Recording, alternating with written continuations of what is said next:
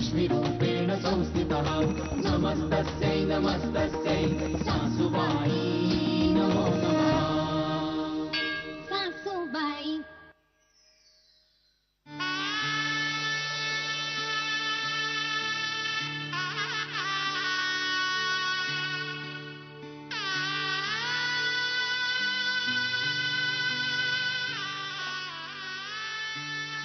मुली सुखानं आनंदानं संसार कर, सर्वांशी मायेनं प्रेमानं वाग. मी सांगितलेलं सगळं लक्षात ठेव.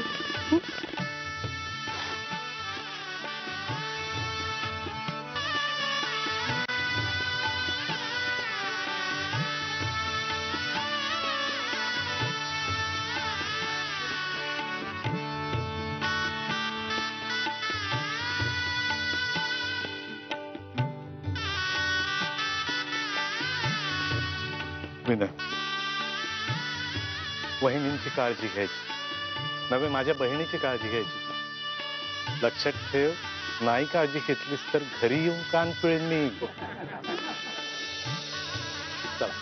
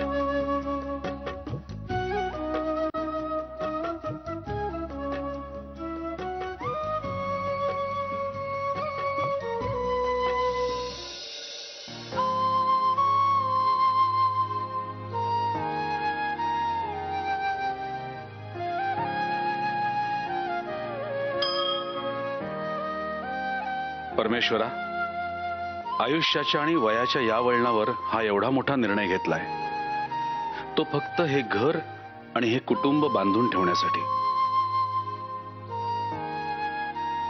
आता अपेक्षा एवढीच आहे, ज्यासाठी हा अट्टाहास केला ते सगळं सुरळीत होऊ दे आणि तुझा आशीर्वाद असाच पाठीशी राहू दे.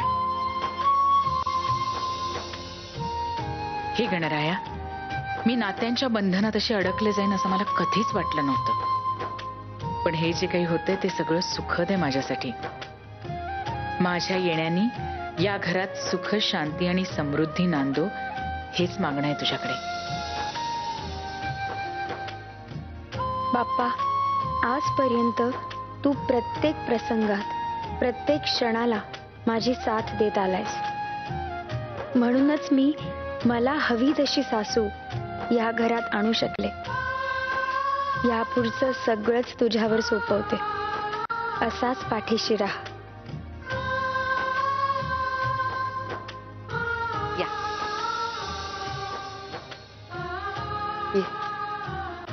थांबा, दृष्ट काढायची. चल.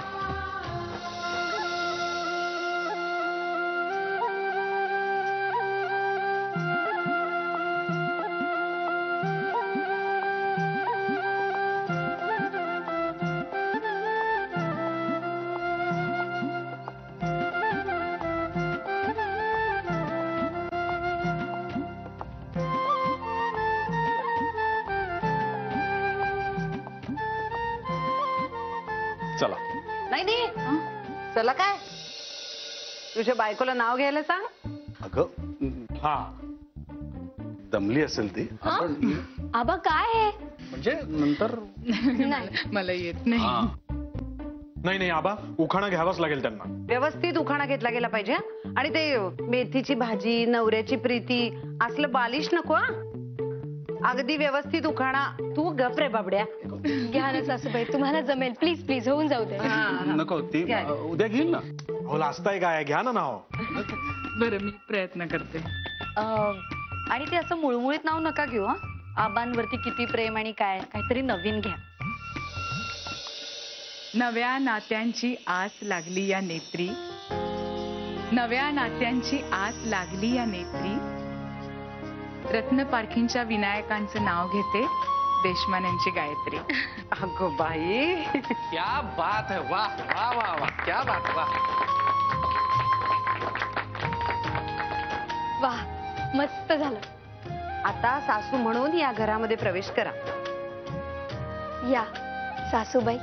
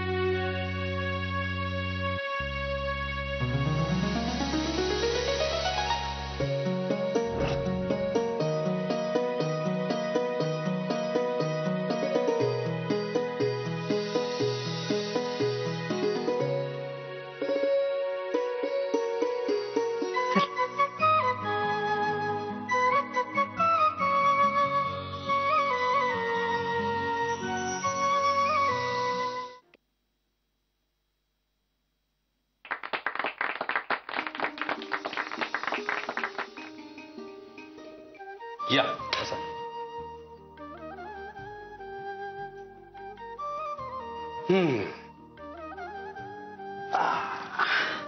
बस आता काय आता एक खेळ खेळायचा आहे. खेळ? हो. आता कुठला खेळ, काय संगीत खुर्ची वगैरे? अरे नाही रे बाबड्या. अरे मी पुण्याला जाण्याच्या आधी या पुढे या घरामध्ये कुणाची सत्ता चालणार आहे ते बघायचंय मला. मग खेळ कसला खेळायचा आहे? मला काय म्हणायचंय माहितीये का, अशा काही खेळाची काही गरजच नाहीये. कारण आतापर्यंत ह्या घरात फक्त आबांचा शब्द आम्ही पाळत आलोय. काय आहे ना कॅश, तुमचं लग्न होण्याआधी विघ्नेश इतका बडबड करायचा की तिला कसं थांबवायचा हा प्रश्न पडायचा. हो की नाही रे? आत्या अगदी बरोबर आहे.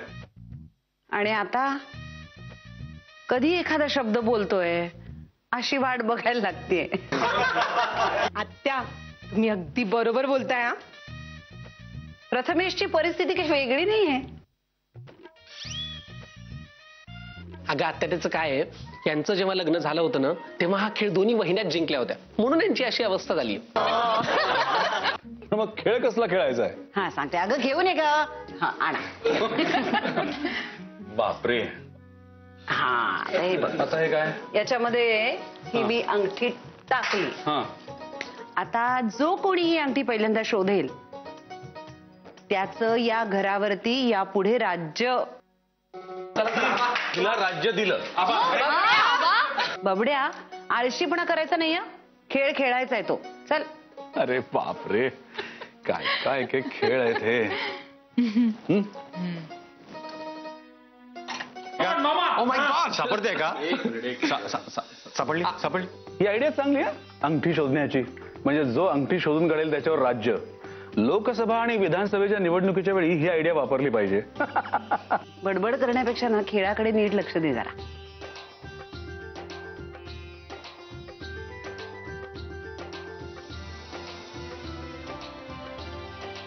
आत्या म्हणते ते जर खरं असेल तर ही अंगठी आबांनाच सापडायला हवी.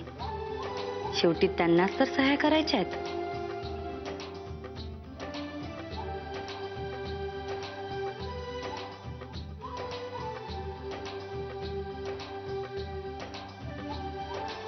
नाही म्हणजे मला माहितीये की हा फक्त एक खेळ आहे, पण तरी धोका नको म्हणून आबांनाच अंगठी सापडायला हवी हा. कारण आबांना कधीच मोठेपणा दाखवता येत नाही. आणि मला मी मोठी आहे हे सांगितल्याशिवाय राहत नाही. सापडली सापडली सापडली. वा वा म्हटलं होतं ना आबा जिंकणार. अरे ही माझी सांग. दाखव. अरे ही तर माझी अंगठी आहे. ओहो.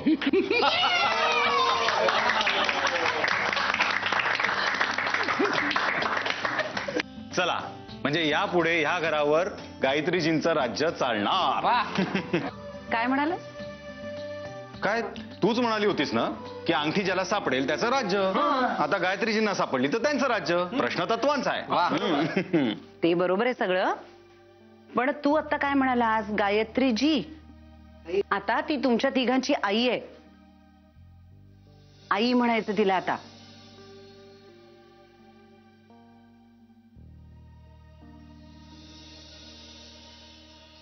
मला माहिती आहे इतक्या सहजासहजी आपल्या आईचं स्थान कधीच कुणी कोणाला देत नसतं.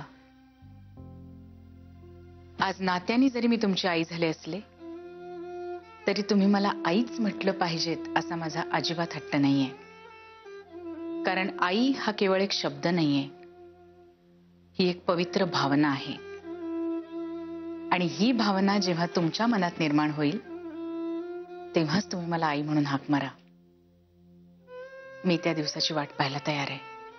वा गायत्री, खूप सुंदर आणि योग्य बोललीस. चला तुम्ही सगळे फ्रेश व्हा. मी तुम्हाला तुमची खोली दाखवते. चला. अगं मीरा, अगं बाबांच्या ह्यांच्या खोलीत पसारा आहे बाबड्याच्या. तू काय एक काम कर ना, तुझ्या खोलीत घेऊन जातेस का गायत्रीला फ्रेश व्हायला? नाही का? असं कर. तर आवरून ठेवा ग. जा.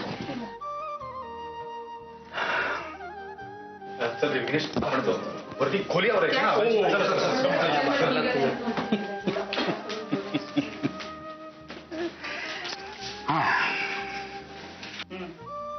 बाबड्या, इतक्या उशिरा दुसरं लग्न केलंस, पण इतकी समंजस आणि सुंदर बायको पहिल्या लग्नात सुद्धा मिळत नाही अनेकांना. नाही चेष्टा राहू दे, पण हिनी घरात पाऊल टाकल्यापासून ना मला असं सारखं वाटतंय की काहीतरी छान चांगलं घडणार आहे सगळं आता.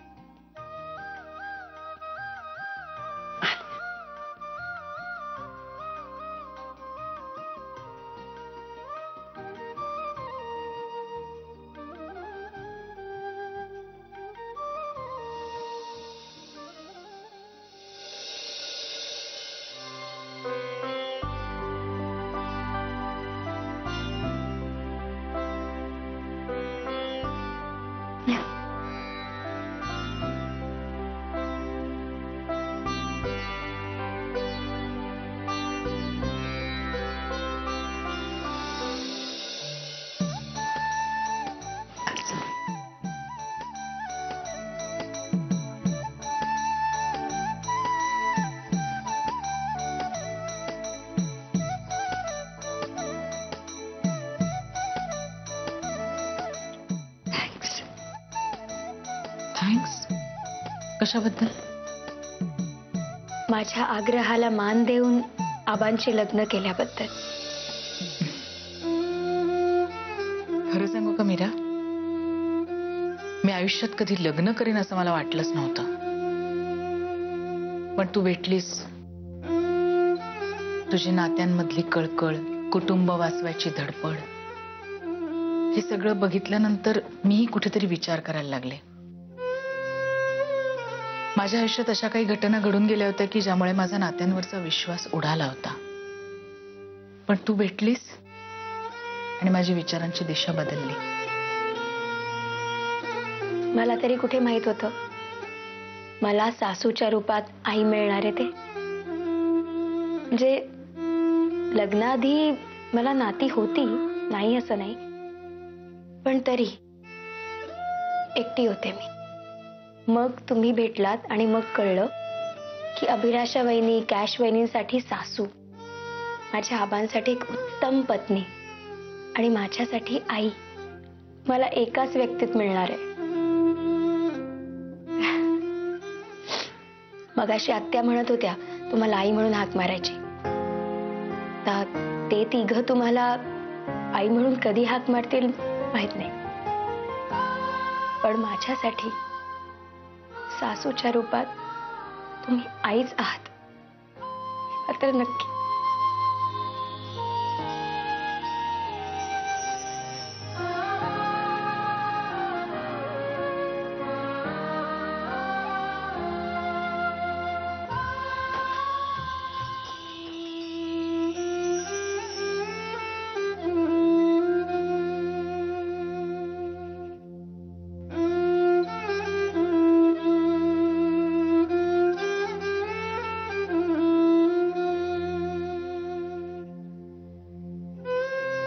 आशीर्वाद देऊ तुला.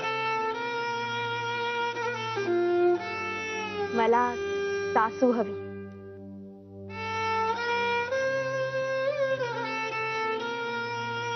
तुझ्याकडे बघून काय वाटतं माहितीये? सासरी भेटायला आलेली आई परत जाताना मुलगी जशी रडते ना, तसं चाललंय तुझं.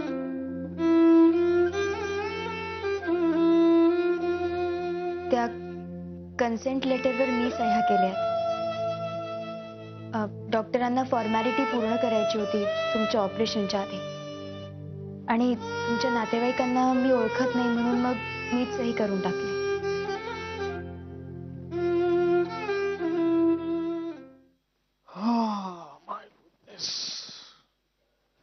विघ्नेश, तू इथे बसलायस होय, आणि मी तुला घरभर शोधते. एवढं का शोधत होतीस तुम्हाला? अरे डॅडचा फोन आला होता.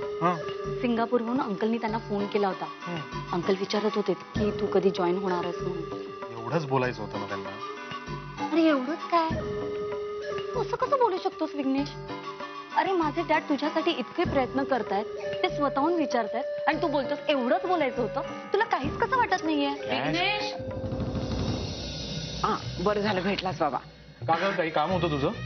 अरे काम म्हणजे मी उद्या जरा जायचं म्हणत होते. काय म्हणताय? आय मीन मला असं म्हणायचं होतं की का निघताय एवढ्या लवकर? हो, निघायलाच हवं मला. अगं आता मला राहायचा आग्रह करण्यापेक्षा माझ्या तिकीट असं बघा जरा, बरं का विघ्नेश? हो हो हो, तिकीट मिळेल ना. अरे विघ्नेश, ऑनलाईन तू तिकीट बुक कर, लगेच मिळेल, तुम्ही टेन्शन घेऊ नका. ठीक आहे. हो आत्या, कुठे जाताय तुम्ही? काय म्हणत होता यांना? अगं काही नाही, मीच उद्या जायचं म्हणते, म्हणून मी विघ्नेशला म्हटलं की नाही नाही आत्या, प्लीज असं नका करू बरं. अहो एवढ्या लग्नाच्या घाई गडबडीमध्ये तुमच्याशी बोलायचंच राहिलं. किती गप्पा मारायचे तुमच्याशी. तुम्ही आता जाऊ नका बरं इतक्यात. अगं मीरा बरोबर आहे तुझं, पण मला नाही नाही नाही, मी काही ऐकून घेणार नाही.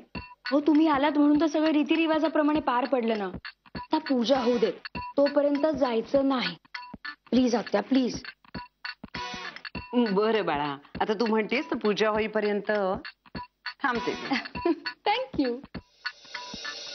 ए मला सांग, प्रथमेश आणि अभिलाषा कुठे? त्याला मी एक महत्वाचं काम सांगितलं होतं. अरे बापरे, हो का? मी बघते.